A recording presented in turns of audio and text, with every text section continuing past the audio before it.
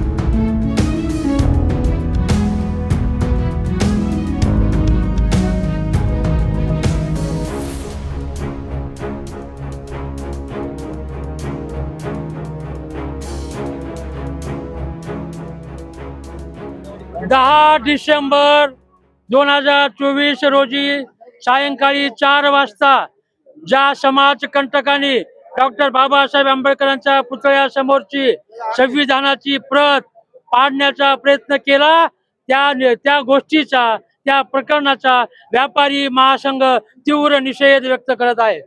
परंतु 11 तारखेला सकाळपासून बाजारपेठ आमची बंद असताना सुद्धा ज्या समाजकंटकांनी बाजारपेठेमध्ये येऊन दगडफेक केली आणि ज्या प्रशासनाने कलेक्टर आणि एसपीनी त्या समाजकंटकाला दगडफेक करण्याची मुभा दिली, त्या प्रशासनाचा सुद्धा आम्ही एवढ्याच भाषेमध्ये तीव्र निषेध करत आहोत.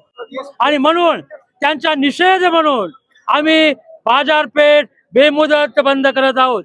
जोपर्यंत आमच्या नुकसान झालेल्या व्यापाऱ्यांना त्यांचं नुकसान भरपाई पंचनामे करून मिळत नाही आणि इथल्या कलेक्टर आणि इथल्या एसपीची बदली होत नाही, त्यांच्यावर निलंबनाची कारवाई होत नाही तोपर्यंत परभणी शहरातली बाजारपेठ बंद राहील. अशा प्रकारचा निर्णय परभणी जिल्हा व्यापारी महासंघाचा जिल्हाध्यक्ष या नात्यानं सूर्यकांत हाके यांनी घेतलेला आहे. धन्यवाद. कोटी रुपयाचे नुकसान झाले. गणित त्याचीच मोजमाप करा आणि मोजमाप करून व्यापाऱ्यांना मावेजा द्या, अशी व्यापारी महासंघाची मागणी आहे. धन्यवाद. कुठेतरी व्यापाऱ्यांना दहशतीखाली ठेवण्यासाठी त्याच्यामुळे व्यापारी महासंघ बाजारपेठ बंद ठेवून आमचा निषेध व्यक्त करत आहे. आणि आता बघू लोकांना काय काय भेटतंय, लोकांना अन्न भेटतंय का, औषध भेटतंय का, आणि त्याची कलेक्टर किती काळजी घेतय हे बघू. आणि म्हणून बाजारपेठ बेमुदत बंद. व्यापाऱ्यांना विनंती आहे, आपल्याला कोणाला भीक मागायला जायचं नाही, निवेदन देत बसायचं नाही. आपण आपले दुकानं बंद करून, दुकानं बंद करा, दुकानासमोर येऊन बसा. निवेदन देणार, व्यापारी महासंघ निवेदन देणार नाही, भीक मागणार नाही, कोणाच्या दारात बसणार नाही. आणि मुख्यमंत्र्यांना आवाहन आहे, मुख्यमंत्री साहेब तुम्हाला गल्लीतलं तंतोतंत माहिती आहे, तुम्हाला गल्लीतलं माहिती आहे.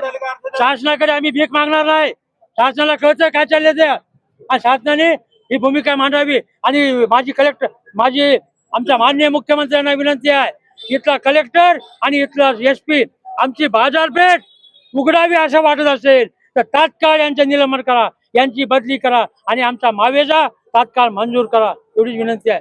आम्ही निवेदन देणार नाही. धन्यवाद.